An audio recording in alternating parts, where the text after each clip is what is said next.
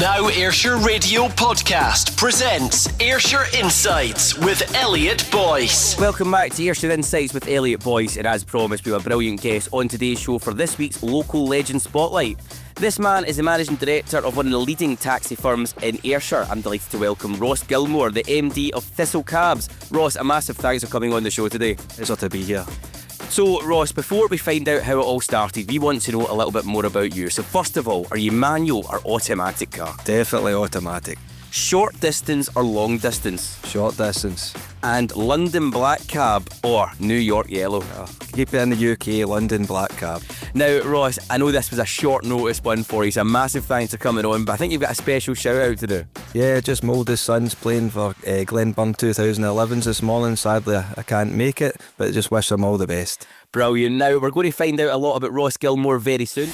Tune in live every Sunday from 10 a.m. for Ayrshire Insights with Elliot Boyce. Only on Now Ayrshire Radio. Now Ayrshire. What was your first job?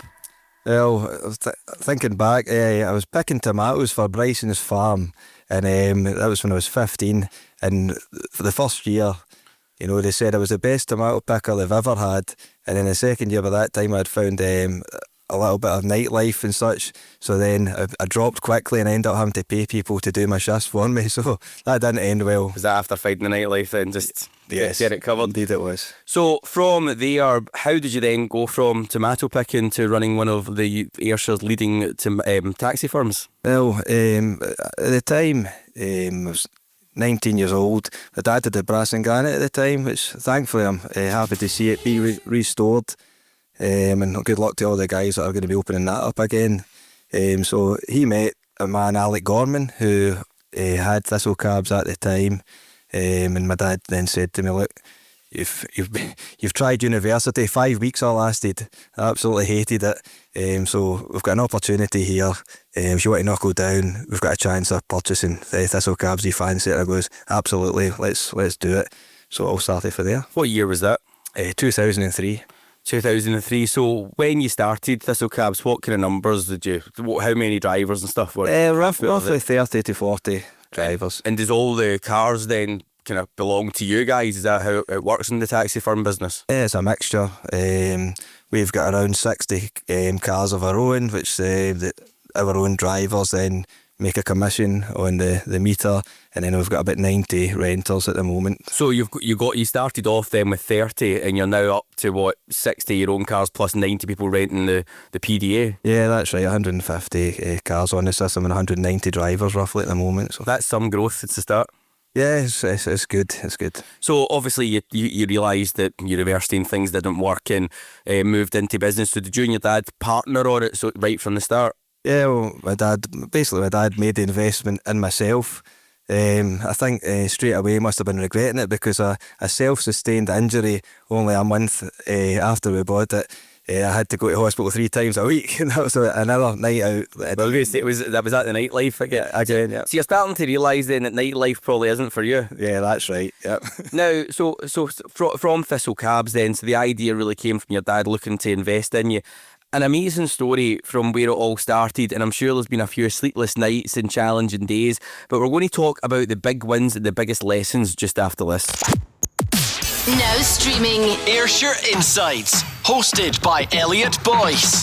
This is Now Ayrshire Radio. What was your first big win?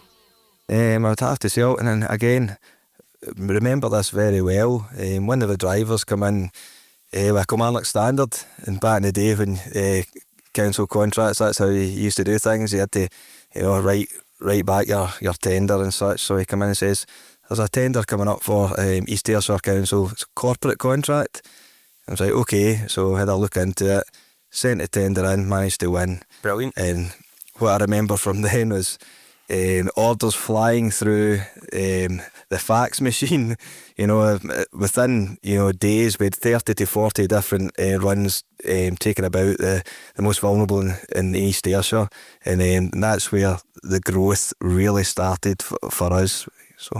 So you talk about obviously that being a big win. I'm sure there's some hard days, and if I'm remembering correctly, correct me if I'm wrong here, but I believe that there was a tender that you maybe had with East Ayrshire Council specifically, and that's now no longer, or it's been massively reduced. Well, just a few weeks ago, to be honest. So in 2023, we won it was a number of tenders, 115 ASN contracts, and unfortunately there was a review back in March, and they were to reduce the contracts by 40%, and this was without notice as well there. So over the summer, it's been a really challenging time. Again, another possible restructuring is going to be required going down the line, and again, just a shock. You think you've got a 4-year contract and it's cut in half, and it's not just that. It's not just us it's affected. It's the families of the most vulnerable in society that I'm feeling for, and we've got a parent action group set up, which has went a bit quiet, and I still encourage all the parents not to lose faith and keep fighting. No, 100%. Now, it's certainly hard days, but not just that. If you've got a tender and you've had the 4-year contract, you're expected to scale up for the 4-year contract in order to be able to do it. So I take it the fact that obviously that getting cut, you've scaled up drivers, you've scaled up staff, and fundamentally out with obviously the service users who will be affected. You've also got individuals and drivers who may be on contract basis or may work for you directly. It's also going to have a massive impact on. Yeah, 100%. Back when you do put in the tender, you account for what you're going to have to buy. We've got plenty of new cars to carry out all these contracts. It's not just for myself, as you say, the individual owners that have maybe just went and purchased a new car, and all of a sudden I can't provide a contract for them. It brings its own problems. And probably some specialist cars as well, not just a kind of standard car. Yeah, that's going into major money for us. It used to be £25,000 for a wheelchair adapted vehicle. They are now up to the guts of £70,000, and then on top of that, your insurance, etc., and your parts. It's crazy money, and to try and get that back without a contract is nigh impossible in this day and age. One thing I think a lot of people have got the impression, and you'll hear it about, where people say, it's really expensive for taxis and stuff like that, and that can be across the board. One thing though that a lot of people don't probably realise is that in the background, especially being an employer, you've got the national minimum wage, which is increasing, which although you might not be national minimum wage payers, when that goes up, it naturally pushes the rest of the pay scale up. But on top of that, employers' national insurance must be a massive impact for you as well. Do you feel that the taxi prices are something that's reviewed regularly enough for you, and is it something that you're able to sustain it and pay people fairly? Absolutely not. Another battle with East Ayrshire Council over the years. It becomes tiresome, to be honest. So their East Ayrshire Council must review every 18 months. That's the minimum, and it always seems to be, it takes 3 years to get a fair increase. And just again recently, we were denied our latest ask for a fair increase at the council meeting. And in the very same meeting, they put up the licence fees to us by 3%. So we are now making less money than we were a couple of months ago as well. So it really impacts the drivers. It's a massive challenge, and I think that's one thing that, you look at the councils and businesses who want to be the kind of living wage employers. They want to pay everybody right, but unfortunately your revenue is driven by the local authority. It's not as if it's something where you can rechange your business model to try and do it. The fares are what is set. Yeah, that's 100% correct. Although, we put in what we believe would get the drivers in balance with the national living wage as such. But I say it takes such a long and tedious process that by the time that we may actually get awarded that, we're behind again. So we're always behind the change as such. And the cost of living rising, it's important that, every single person I think listening here has relied or does rely on taxis at some point, whether it's like yourself and the various nights that you're not letting go anymore, or if it is just genuinely to get to work, or indeed if you maybe got additional needs and you're unable to drive, or indeed you don't drive and you need taxis. Everybody does require taxis, and it's important that I think drivers, as everybody wants to be paid fairly. Yeah, 100%. And listen, they're not just taxi drivers to me. They come in, they're social workers, they're crime stoppers, they're security guards, they're everything. These guys are out here, blood, sweat and tears, and honestly, I have to commend them, especially as I'm probably going to talk about the hard times through COVID. These guys were asked to, take passengers that had COVID themselves, so they're putting themselves literally in harm's way, you know, and again, they don't get the recognition they deserve, I don't believe. No, and I would agree with you. I think it's the critical service that they do provide and not doing it. But on top of that, I mean, from a taxi company and something being involved with motoring trade to an extent, understanding other costs that are associated with it, and I think it's really important because there is obviously other service providers that you can get in the likes of the cities and stuff like that isn't here in Ayrshire yet, but some of the prices and stuff that you get is like night and day compared to what you get from a taxi fare, to the point where you go, it's actually crazy how they can actually be making anything that's even sustainable. But you've also got likes of insurances and all the things that come along with that. I mean, every single person pays for car insurance from all different ages, and it will be a massive impact to each person. You're paying for that plus the public liability element. That must be a massive cost to the business. Oh, of course it is, and taxi insurance is through the roof as well. It's not just your standard insurance, as you say. You know, it could be, if you're just a new driver starting out, it could be £4,000 to £5,000 a year. So that's another additional cost. And as you say, you're always moving that car. There's always parts, there's services.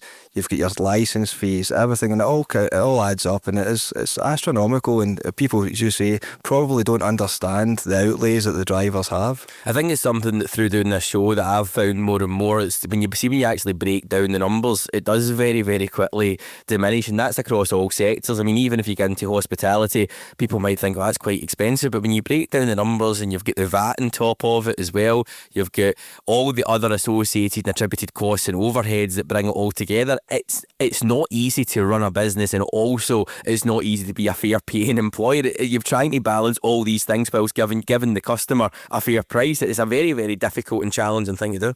Yeah, definitely, and it's one of the things I'm quite proud of, that our 13 employees in the office, that we do meet. We do pay above the national living wage at the moment, and hopefully I can again keep ahead of that game as well. But as you say, the challenging times ahead, I believe, is going to really make that difficult. Now, obviously, a lot of challenges. We've both spoken about the difficulty in running the taxi business. I think it's important because everybody listening will have been a user at one point of a taxi, and whether it is Thistle Cabs or whoever it may be, the prices are the prices depending on the council they're working in, which is important, but it's a level of service that probably kind of steps you above. What would you say Thistle Cabs' mantra is in order to ensure that you beat the rest of your competitors and try and provide that better service? It's just being best customer service, you know. And again, even anybody that has complaints, you know, let's say we do over 10,000 hires a week, and inevitably you're going to get complaints every week as well. And as long as you are dealing with them head on, don't run away from anything, I think that customers appreciate honesty. And also, you know, as you say, the best level of service that you can possibly bring, which isn't always easy because you've got financial constraints, etc. What would you say that your secret to keeping drivers happy and customers loyal? Trust. Simply trust for me. You know, back when we acquired the taxi business, that Elliot Boyce again mentioned, who was the previous owner, he stayed on for a couple of years, and you know, the driver still went to him, and as time went on, they gradually manoeuvred to myself. And you know, I'm an honest guy, honest, straight up guy. There's no point in, you know, kidding anybody on. You get caught out, especially the taxi driver. Your talk. Aye, I know everybody. Honestly, worse than a factory. Listen, do you know what? For driving about themselves in their own car, see with the amount of different people they go, then any time I get in a taxi, see the chat that you get out of them is unbelievable. Like, the knowledge that they must just get just sitting in that cab all day, whether it's listening to radio or whether it's actually just chatting to passengers, is unbelievable. Oh, it's incredible. When I'm not saying taxi drivers are paranoid, but they've got a handbook there with all the regular customers, exactly when they're coming out, and they're going, how come that taxi's pulling up there when I know that guy's ready to go to his work? And listen, they know where it's going on. They've got their finger to the pulse. Now, if you were to change one thing about the taxi industry overnight, what would it be? Well, that's a very easy answer. It would be to reduce the licensing laws and constraints that are put upon us time and time again. What would you say delving into that, because again, people just see that cab turn up with the light on, they jump in, they hit the meter, and then they take them to the destination. What is the challenges in the licensing laws? What's the kind of big constraints that causes you problems? Well, straight away trying to get drivers in the first place. So somebody coming for a job, say, right, okay, everybody that goes to look for a job, right, you can start next week, not in the taxi trade. So you have to fill in an application that then sits for a minimum of 28 days. It has to go to Police Scotland to do police background checks, etc, etc. And in between that, you must go for a medical, which was just brought in after, sadly, the bin lorry incident in Glasgow a few years ago. And you must pass that. And then you've got a street knowledge test as well in East Ayrshire, which is 20 multiple choice questions now over, it's, you think straightforward, but unfortunately it's not as straightforward as it seems. And in this day and age, surely with sat navigation, do we really need it? Yeah, it's having the sensible approach. I mean, I think that you talk about the medicals and stuff like that, but again, all of that is just other costs. I mean, if you're applying for a licence, there's no way you're going to tell me that it's just free to apply for a licence. To get a background check, even to apply for a background check alone, doing DBS checks, etc., there's a cost associated with that, and of course, a medical. Yeah, all costs. I mean, you're looking in total of all those, maybe in excess of £500. And sometimes, if you're really down numbers and drivers, when we're putting out the advert, we'll say, listen, we'll give you a helping hand to do that. Like I said, a massive cost for anybody. I mean, £500 is £500, and it's a lot of money to get started without even kicking a ball with anything else. Yeah, 100%. Right, Lau, the last one. I think this is one that I'm quite interested in, and most people will be. Out of all your time, you've got loads of years in the taxi industry. What is the strangest thing that a passenger has ever left in a cab behind? What's it been? Well, it's not a strange item, but it's strange to be left in a taxi. Is one day somebody phoned up and said, I was just in one of your cabs, guys, and I've lost a tooth. Is there any chance that you can maybe help us out there? So, believe it or not, we contacted the driver, and there it was under the front passenger seat. So taxi driver, dentist, counsellor, security, it just added on to it. Well, there you go. Just remember though, before you leave a taxi, make sure you've got all your nationals. That's the key point we're getting out of this message. Yeah, 100%.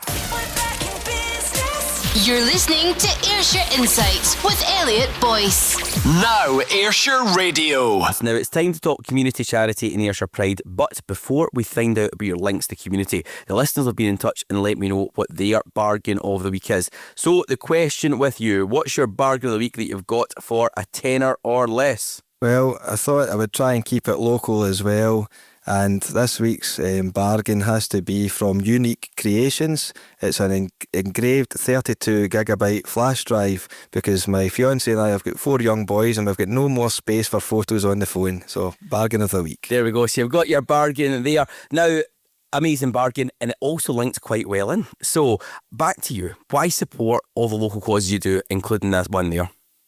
I mean, I think it's a tough answer, but it speaks for itself. I'm from New Mills originally, I'm still in New Mills, and you just have to go down through the valley, through Kilmarnock, and you see, how the town centres, etc., are all struggling. It's a sad sight, to be honest, and all of our customers almost are local, so it's my duty to, if I can help at all, to put back into the community. I really mean that. I mean, over the last many years, your five-figure sums a year putting back into the community, and if I could put in more, I would.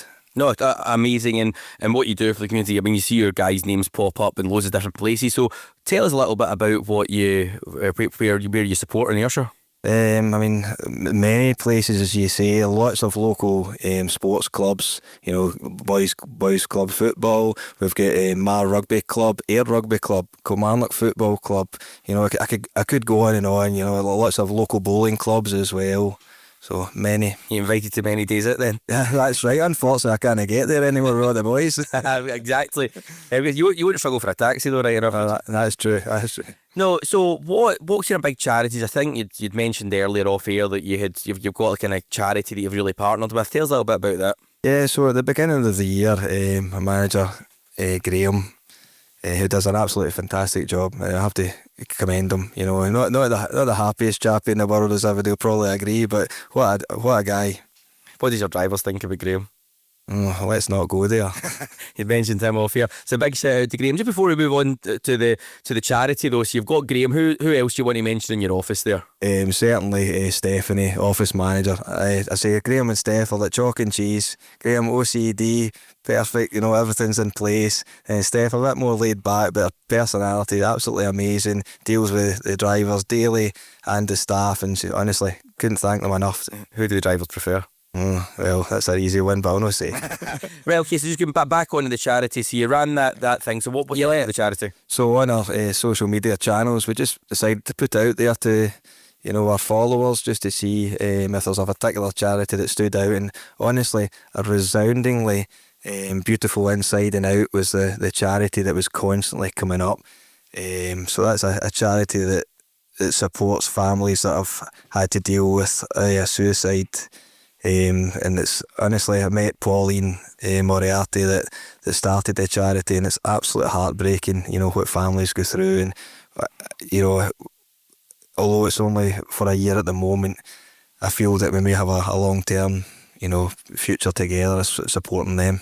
Absolutely, and I think it's something with mental health and suicide awareness and prevention, something that more and more is employers are putting more and more kind of senior members of staff, supervisors and people that are dealing day to day through courses like that in terms of how they manage it. And I know the NHS is also supporting local businesses. I've done the training myself. We had the NHS come in and to my work at Emergency 1 in Cumnock, and they come in and actually carried out that training. It was to be able to identify and how to not be afraid to deal with it and handle the situation with which I think is so important, so that people know they've got somebody they can come to.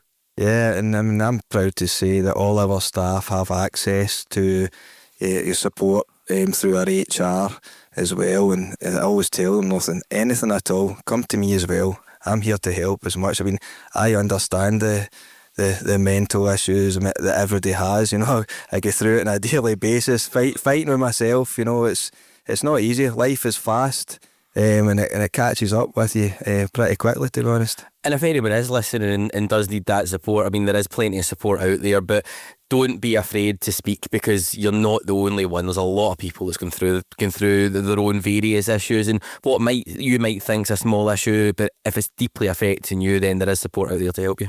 Yeah, 100%. Please speak to your family members at all times. Family and friends, and that's what they're there for, and they would prefer that you did that. Now, you are a massive supporter here at Now Ayrshire Radio. Good friends from the breakfast show, Hallie and Michael. You've got their muggins and your taxi doors.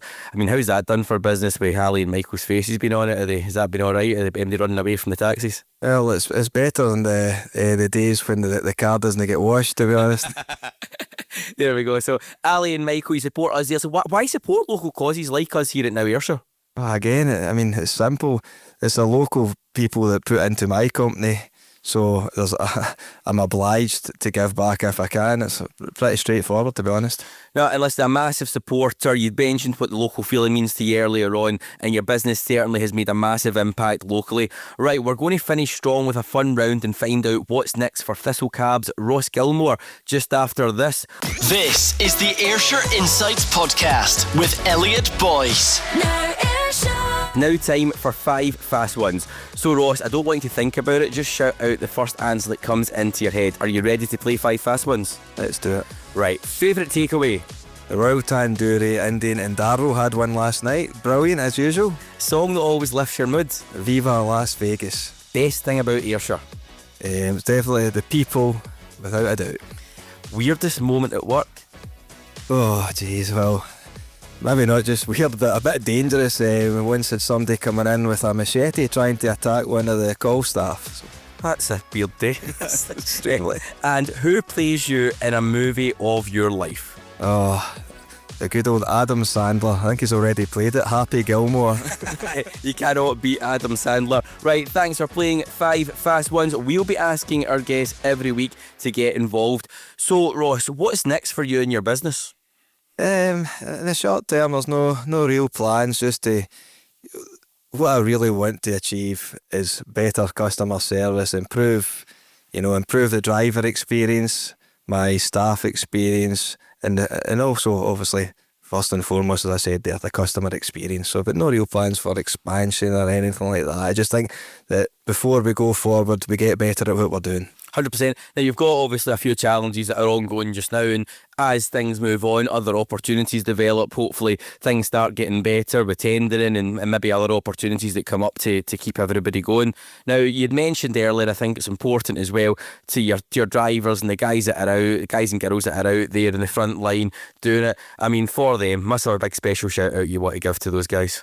Oh, without a doubt, to all my drivers through the years, some that have been there previous to myself. I mean, absolutely fantastic. I said earlier, blood, sweat and tears every single day. They're there, all my staff, can't thank them enough. Obviously my immediate family, my mum, dad, my brother Kerr, and most importantly now, my rock back at home, my fiancée Amy. Now, you say that, I think it's the old cliche, and we'd mentioned it off air, is you're only as good as the woman behind you, so to speak. I mean, that must be, you're living a job that's 24/7 essentially, and as much as, you've got a good team around about you, fundamentally the buck stops with you. I mean, how you couldn't probably do it without the missus back home. Oh, absolutely not. I mean, the mood swings that I have are unbelievable at times, and I mean, now 12 years we've been together, and she's been with me through the good times, the bad times, the indifferent times, and she's taught me a lot of life lessons, to be honest. No, 100%. Now, you mentioned obviously your future of the business and continuing on and hopefully naturally progressing with including things like the customer service and the things that come off the back of that. You've also got the benefits and how that will hopefully naturally improve the business. But what's one thing that you hope for Ayrshire's future as a whole? I just hope that the communities of Ayrshire realise, like, going forward, it's so important to support local businesses, to support each other. I mean, again, I touched on it briefly earlier. You look down all the high streets, they're a sad sight to see from their former selves. But I do believe that adaptability of the people of Ayrshire are fantastic. I think we all pulled together, we've got a great chance of revival. Brilliant. Now, have you any final shouts and thanks that you want to give before we finish this up today? Again, as I mentioned it just there, big thanks to my family, all my staff again, as I say, in particular to Graham and Steph over the years, and I say most importantly, my partner Amy. Ross, a massive thanks for coming on the show today. Thank you very much for having me. This is the Ayrshire Insights podcast. Never miss an episode. Hit subscribe now.